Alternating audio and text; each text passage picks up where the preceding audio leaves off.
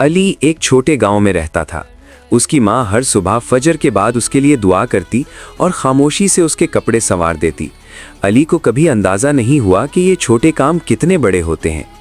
एक दिन अली शहर काम के लिए गया। गांव, माँ और वो सादा ज़िंदगी सब पीछे रह गई।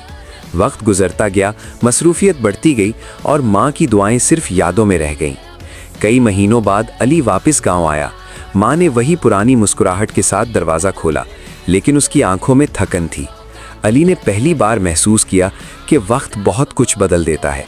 उस रात अली ने माँ के पास बैठकर खामोशी से खाना खाया। कोई बड़ी बात नहीं हुई, बस दिल भर आया। तब उसे समझ आया कि असल सुकून शहर में नहीं बल्कि माँ की खामोश दुआओं में होता है।